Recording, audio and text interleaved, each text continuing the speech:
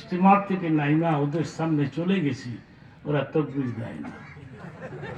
আমার এই জায়গায় হুজুর যুক্তিবাদী আইসে, মুশকিল।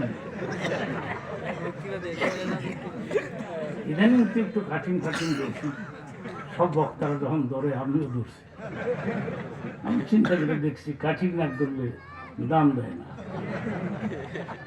আপনারা কি আমাকে দেখতে পাচ্ছেন? আমি একটা হাদিসের অর্থ করব, আমি বেশিক্ষণ কথা বলবো না। আমি অনেক লং জার্নি করে আসছি। বস্তাবর্তী ওয়াজ করাও ঠিক না, শোনাও ঠিক না। ইয়া আইয়ুহাল্লাযীনা আমানু লিমা তাকুলুনা মা লা তাফআলুন। তোমরা এই ধরনের কথাগুলো কেন বলো যেগুলি নিজেরাই আমল করো না?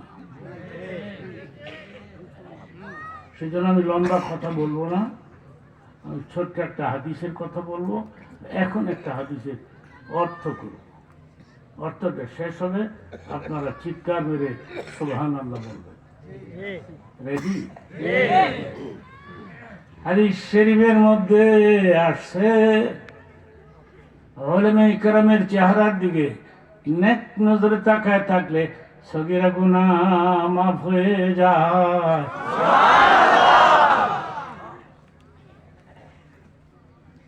আমার কি আর সেই বয়স আছে? বলতে পারেন আমার বয়স কত? 80 একজন 100 বছর মানুষ আসেনি। আমার ওয়াজের বয়স 50 বছর চলছে। বলছে না মনসাইদি এবং যুক্তিবাদী এই 2-3 গুণ ছাড়া আর আমরা এই যে দেখেন এই প্যান্ডেল, মাইক, পোস্টারিং এগুলি সিস্টেম চালু করে দিয়েছি আমরা। এখন যারা নতুন নতুন ভক্ত হয়েছে এদের আমি কইছি তোমরা কাজ করো, প্রতি মাসে আমাকে 10,000 করে টাকা কিন্তু দেয় না, এরা খালি নেয়, খালি নেয়।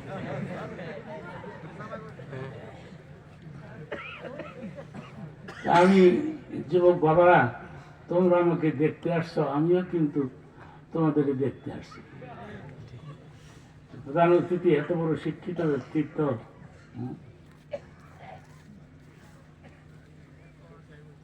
এই এমপি কে হবে? আল্লাহ পাক ইচ্ছে করে যাকে তাকে, ঠিক কিনা? একজন শিক্ষিত লোক পাইছেন, ভালো ইসলামিক চিন্তাবিদ, ভালো ভালো স্পিচ দিতে পারে। মনে সাইদি সাহেব আমার বন্ধু ছিলেন, ডিপলি ফ্রেন্ড। উনি আমাকে বলেছিলেন এই আপনি আমার এলাকার লোকেরা আপনার ওয়াজ শুনতে চায়। আমি বললাম এটা একটা এই মিশা কথা বলছে। আপনি তো হইলেন পৃথিবীর শ্রেষ্ঠ বক্তা। হইল লোকেরা আপনার ওয়াজে আলাদা একটা গ্রাম আছে, ওইটা আমার এলাকার লোকেরা। সাইদি সাহেবের ওয়াজ করা যাইতো না, সঙ্গে সঙ্গে ব্যাটু আসতো।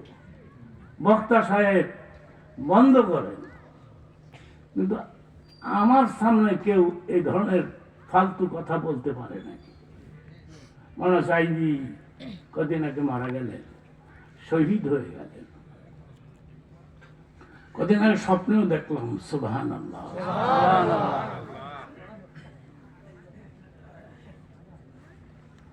আমি সব কথা বলবো না এখানে। আমার একটা বন্ধু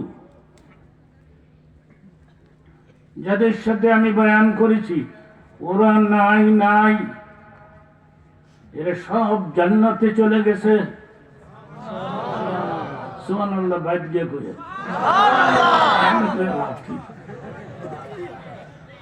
কথাটা কত দামি। এরা সব জান্নাতে চলে গেছে। আমি কেমনে কেমনে রয়ে গেছি নিজে বুঝদারি। আমার এত লম্বা হায়াত, আমার বয়স 80 রানিং চলছে। 80-80-র উপরে মানুষ বাঁচে না। যুবক বাবারা, ওলামাদেরকে রেসপেক্ট করবা, সম্মান করবা। মান আকরামা আলিমান কান্নামা আকরামানি। নবীজি বলেছেন, কেউ যদি ওলামাদের ইজ্জত দেয়, আমি নবীকে ইজ্জত দিয়ে দেয়। চিল্লায়া বলেন আল্লাহু আকবার। নারে তাকবীর। আমাদের ঢাকাতে এক শ্রেণীর লোকেরা আমাদের কাঠমোল্লা করে। আমি বলে কাঠ দিয়ে বানাইছি, কাঠ দিয়ে বানাইছি। পুরুষেরাও আমাদের দেখতে পারে না, মহিলারাও লাইক করে না। গ্রামের মহিলারা, আমি একটা কথা বলে যাচ্ছি, কিন্তু গ্রামের মহিলারা শহরের মহিলাদের চাইতে কয়েকশো বছর আগে জান্নাতে চলে যায়। গুলশানে, বনানীতে, ধানমন্ডিতে যে সমস্ত মহিলারা, ওরা আমাদের দেখলে মনে করে এগুলি মানুষ না। আমাদের লম্বা কর্তা মর্তা দেখলে মনে করে এগুলি জিন জাত বোধ হয়, আলাদা সেপারেট কোন জাতীয় বলে, আমাদের লাইক করে না।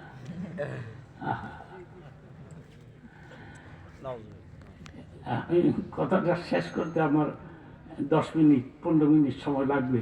বসে আছেন তো? আমার দিকে নজর করে আছেন? মাশাআল্লাহ বলেন। ওরা আমাদেরকে মানুষ মনে করে না। 2 বান্ধবী একসাথে ইউনিভার্সিটি লেখাপড়া শেষ করছে। এক বান্ধবীর বিয়ে হয়েছে ইংরেজি শিক্ষিত অফিসারের কাছে, আরেক বান্ধবীর বিয়ে হয়েছে হুজুরের কাছে। 4-5 বছর পরে 2 বান্ধবীর একসাথে দেখা হয়েছে। একজন আরেকজন কয়, তুই কেমন আছো? তুই কেমন আছো? হুজুরের কাছে যে মহিলার বিয়ে হয়েছে, কয় দোয়া রাখিস, আমার একটা ফোলা হয়েছে।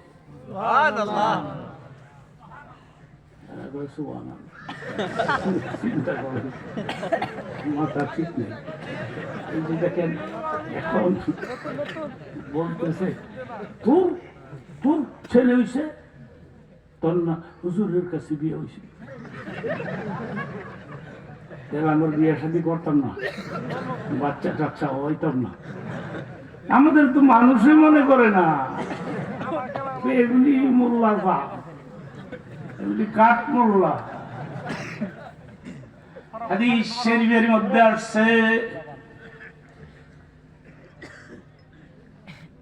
وشفاه عشرة من أهل بيته। অর্থটা করব সুবহানাল্লাহ, চিল্লায় কখন লাগবো? রেডি? হাদিসের মধ্যে নবীজি ইরশাদ করেছেন,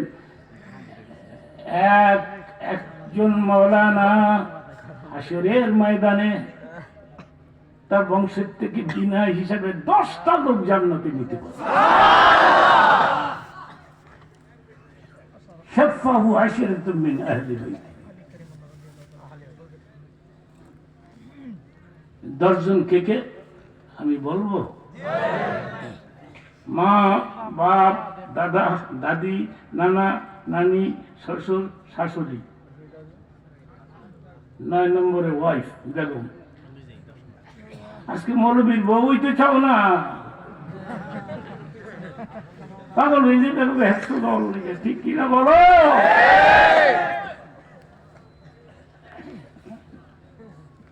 এই ওয়াজ না, এক লোকের তাসির হয়েছে। রাত্র 12টায় বাসায় গিয়ে দেখে তার মেয়ে আছে, মেয়ে 10 পাস।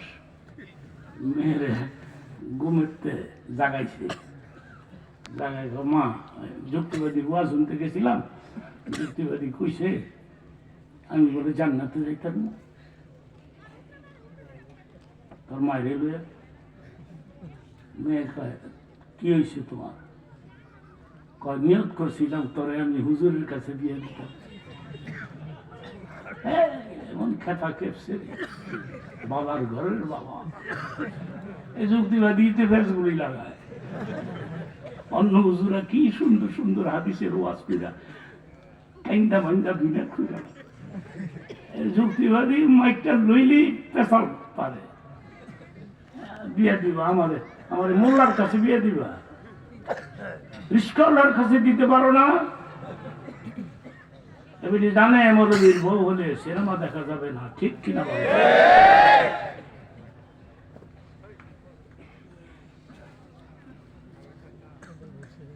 তোমার গ্রামে পাগল হয়ে যাবো, তোমার জান্নাতে নেওয়ার লইবে। আমাদেরকে নজর করে আছেন সবাই সবাই। আমি ওয়াজ করে বাসায় ফিরলে 2:30, 3টা, 4টা বাজে। আমি আমার বেগমরে অনেক সময় কই, তুমি এক কাজ করিও, ফজরের নামাজের সময় একটু ডাক দিয়ে দিও, তোমার আমি জান্নাতে লইয়া যাবো না। মহিলা মানুষ না, মহিলাদের লোভ দেখাইলে একটু পাগল হয়ে যায়। মহিলারা দেশটাতে শেষ করছে, ঠিক কিনা? জনমের দেশ শেষ করে গেছে, পালায় কই গেছে আল্লাহ জানে।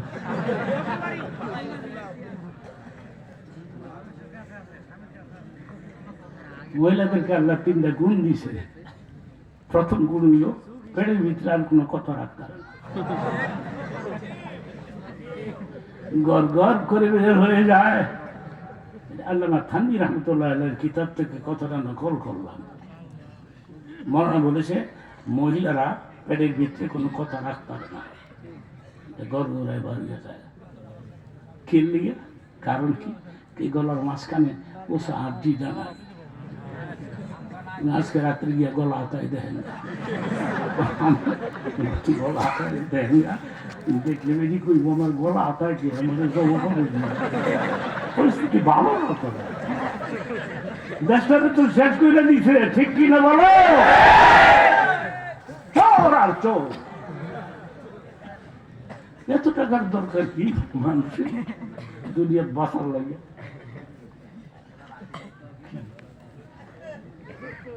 এই কথাটা আর বাড়াবাড়ি করবো না। আমি কথা বললে তো বলতেই পারবো, আমি তো যুক্তিবাদী মানুষ না।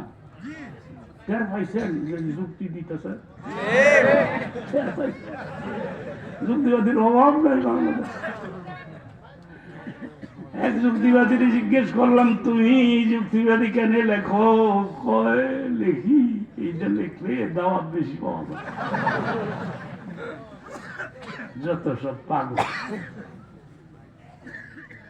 আমি আমার বেগমরে বললাম, কথা রেকর্ড হচ্ছে। আমার বেগম বললাম, আমি তোমারে জান্নাতে লইয়া যাবো না, আমার ফজরের সময় ডাক দিয়ে দিও। আমার বেগম আমার বিয়ের একটা ইতিহাস আছে, এটাকে 1 মিনিটে বলবো। মাত্র তাজা পাস করছি আমি ঢাকা আলিয়ার থেকে, ফার্স্ট ক্লাস কামে। আমি দাখিল থেকে সমস্ত ক্লাসের মধ্যে ফার্স্ট ক্লাস, মাত্র তাজা পাস করছি। আমার বাবা কয় তোরে বিয়া করাবো। আমাকে কই করাইবা, আমার তো কোনো লাইফ সাইট নাই। একটা মেয়ে আমার লাইফ হয়েছে, কিন্তু বাইরে বিয়ে দিবে না। মোল্লা মানুষ, কয়টা কামাই করতে পারবো? মোল্লা মানুষ। আমার বোনের একটা শাড়িও তো কিনে দিতে পারবে না। কিন্তু আমার শাশুড়িটা মারা গেছে, আমি দোয়া করি আল্লাহ তাকে জান্নাত দে।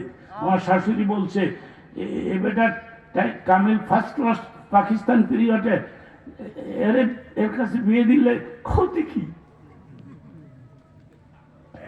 এখন আমার বেগম, আমি কিন্তু ওয়াজের হাদিয়া গুনি না, মানুষ আমার দেয় গুনি না, গুনার অভ্যাস নাই আমার। এটা নিয়ে বেগমের কাছে দিয়ে দিই। এবারে জীবনে যে কতটা আম আছে কেউ জানে না, নিয়ে দিয়ে দিই, গুনে না তো। যাক ওদিকে আর ভাবলাম না, আমি আরেকদিন আসবো, আমাদের বাস করে লোক আপনি আমার ফিস দিয়ে আপনি আসবেন, আনবেন 1 লক্ষ টাকা দিয়ে আমারে আনবেন, রাজি আছে? আনতেই রাজি, ভোট দেওয়া লাগবো। একটা লোক পাস করলে ক্ষতি কি? সব জায়গাতেই পাস করবে ইনশাআল্লাহ, বলেন। উনি যদি একটা প্রোগ্রাম করে তাইলে নিরিবিলি ভালো প্রপার প্লেসে, যেখানে লোকের আজকে যে কষ্ট করে আপনারা আসছেন, এত কষ্ট করে মানুষ আসেন এই ঠান্ডার মধ্যে, কত কষ্ট করে। আমার বেগমরে আমি বলছি, আমি তোমার জান্নাতে লয়ে যাবো না। আমার বেগম 5 বার হজ করছে, চিল্লায় বলেন মারহাবা। তোমরা যে কয়বার করেছে? একটা হাদিসের কথা বলি, কোন স্বামী যদি বলে আমার বিবি ভালো, আল্লাহ পাক তোমার বিবিকে জান্নাত দিয়ে দিবে। চিল্লায় গো আরে দেখবি, উল্টাটা হয়। কোন স্ত্রী যদি বলে আমার জামাই ভালো, তাহলে তোমার আল্লাহ জান্নাত দিয়ে দিবে।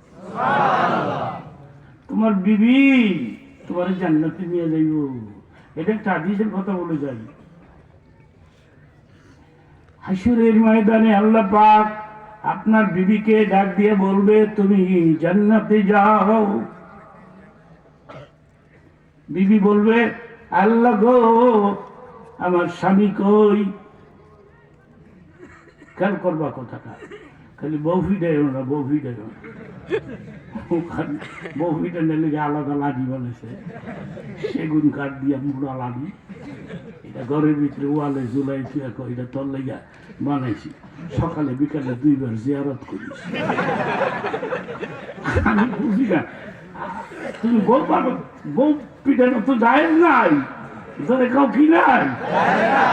মহিলারা খুশি হয়েছে, এই বক্তা করতে আনছে, নাই নাই তো। আপনি বউ বেশি বেশি করে আদর করবেন। একটা ছোট্ট হাদিসের কথা বলি, কোন স্ত্রী যদি ঘরে ঢুকার সঙ্গে সঙ্গে বলে দেখি দেখি তোমার মাথাটা একটু গরম হয়ে গেছে মনে হয়, মাথাটা একটু হাতায় দিই, একটু তেল দিয়ে দিই, এই তেল দিলে পরে মহিলাদের বলছি আপনার 2 হাতের নিচে স্বামীর মাথার যতগুলি লোম ধরা পড়বে, প্রত্যেকটা লোমের বিনিময়ে একটা করে সওয়াব হয়ে যাবে।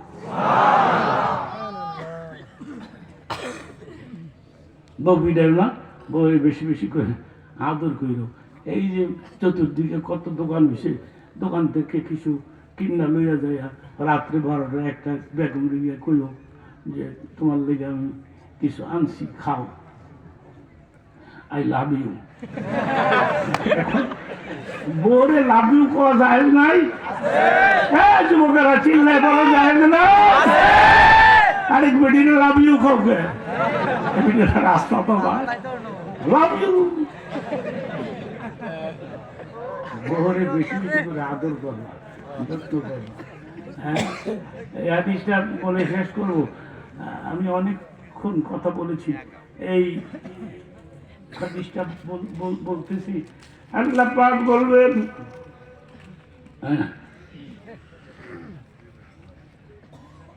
উনি তো অনেক টাকা দিছে লোকটা, ঠিক আছে, আর একটা খালি ফেসাল পারছেন, পরে জন টাকা দেখলে দিছে, সবাই খুশি, ঠিক কিনা? দান করলে মানুষ খুশি, আল্লাহ খুশি। কথাটা শেষ করতে দেন। এই আল্লাহ পাক বলবেন তুমি যাও জান্নাতে, স্ত্রীকে বলবে, স্ত্রী বলবে আল্লাহ গো আমার স্বামী কই? তোর স্বামী বেজাল পড়ে গেছে, পরে যাই মানে তোমার জগৎ তুমি যাও। তখন স্ত্রী বলবে আল্লাহ রে, যে স্বামীর সঙ্গে সংসার করলাম 60-70-80 বছর কাটাইলাম, আল্লাহ আমার জামাই রিথিয়া আমি তোমার জান্নাতে যাবো না, আমি এখানেই দাঁড়ায় থাকলাম। আল্লাহ পাক বলবেন ফেরেশতারা রে হাশরের ময়দানে খুঁজতে থাকো, তার স্বামীকে খুঁজে বের করে দুজনকে একসাথে জান্নাত দিয়ে দাও। ওলামাদেরকে রেসপেক্ট করবা, আলেমদের কাঠমোল্লা করিও না, ওলামাদের সঙ্গে ফ্রেন্ডশিপ গড়ে তোলা, বন্ধুত্ব গড়ে তোলা। এক একটা মৌলানা হাশরের ময়দানে শাফাহু আশারাতুন মিন আহলি বাইতি 10টা করে লোক বিনা হিসাবে জান্নাতে দিয়ে যাবে। অনেক কষ্ট করে আমি আসছি, ইনশাল্লাহ আরেকবার দেখি আমার ভাইজাই যদি এমপি আল্লাহ যদি বানাই দেয়, চিল্লায় বলেন আমিন। যদি হয়ে যাবে বলে আমি দোয়া করে গেলাম, ওনার জন্য দোয়া করে গেলাম। ইয়াং ম্যান, যুবক, শিক্ষিত, ভদ্র, নম্র, আমার পছন্দ হয়েছে। আপনাকে পছন্দ হয়েছে? চিল্লায় বলেন পছন্দ হয়েছে। আমি আবার খবরটা লইতার মধ্যে ডাকাত বইয়া নাকি না মহিলা যাবো নির্বাচনের আগে, নির্বাচনের নমুনা ভালো না তো, হয় না হয় আল্লাহ জানে। হ্যাঁ, আল্লাহ তাকে নির্বাচিত করুক। আর আপনাদের কাছে একটা আবদার করব, 5 মিনিট, অনলি 5 মিনিট। কয় মিনিট? একটা লোক মোনাজাত না দিয়ে এখান থেকে যাবেন না। আমি আজকে একটা হাদিসের কথা বলবো, বলে ফেলি, এটা বিশুদ্ধ হাদিসের আলোচনা। এই যারা ওয়াজ শুনতে আসছেন, দাঁড়াই আছেন, বসে আছেন, আপনাদের মা বাপ দাদা দাদির কবরে ফেরেশতারা যাইয়া খবর দিয়েছে তোমার সন্তান ওয়াজ শুনতে আসছে, তোমার নাতি ওয়াজ শুনতে আসছে। তখন মা বলবে, বাবা বলবে, ওরা আসছে, হ্যাঁ, ওরা কি আমাদের জন্য দোয়া করবে? অবশ্যই দোয়া করবে। চিল্লায় বলো আল্লাহু আকবার, আল্লাহ। ওরা কি দোয়া করবে? কাজে দোয়া না করে আমরা যাবো কোথায়? কই যাব? আর একটা দোয়া করে দেই, আমি মুসাফির মানুষ। আল্লাহ রে, যারা আমার সঙ্গে হাত তুলেছে এদেরকে তুমি সোনার মক্কা মদিনা জিয়ারত নসিব করে দাও। এই দোয়াটা পাইবা কই পাইবা? একজন শ্রোতা মাঝখান থেকে দাঁড়ায় বলতেছে, যুক্তিবাদী দোয়া তো করলা, আমি না করলাম, কিন্তু টাকা পয়সা দিব না। আমি কবুল হইলে টাকা লাগে না, চিল্লায় কর সুবহানাল্লাহ। আমার এক ছাত্র, 1 মিনিটে বলে ফেলবো, তাকিয়ে থাকেন আমার দিকে।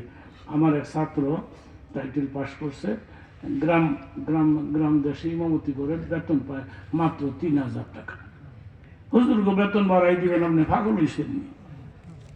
আমি যদি প্রধানমন্ত্রী হইতাম না, এটাও জানি। যদি হইতাম তাহলে আমি একটা কাজ করতাম। কি করতাম? কেন্দ্রীয় মসজিদের ইমামের বেতন দিতাম 1 লক্ষ টাকা। গ্রাম অঞ্চলে মসজিদের ইমামদের বেতন দিতাম 50,000 টাকা। আর একটা করে মোটর সাইকেল দিতাম। মোটরসাইকেল না দিল বেটা দৌড়ে মসজিদ ইমামতি দৌড়বো কিনে, ঠিক না? আমিও প্রধানমন্ত্রী হইতাম না, হ্যাঁ মোটর সাইকেল হইতাম। সামনে যদি গভর্নমেন্ট খারাপ হয়, ঠিক হয়, ওরা দেখবেন আস্তে আস্তে ইমামদের বেতন বাড়াই দিচ্ছে। চিল্লায় বলেন ইনশাআল্লাহ, চিল্লায় বলেন মাশাআল্লাহ, নারায়ে তাকবীর। কি আবদারটা করবো আমি এখন? আবদারটা করবো 10 মিলে করি কাজ, হারি জিতি 10 লাঠি 1 বোঝা। মার কথা মনে করে, বাবার কথা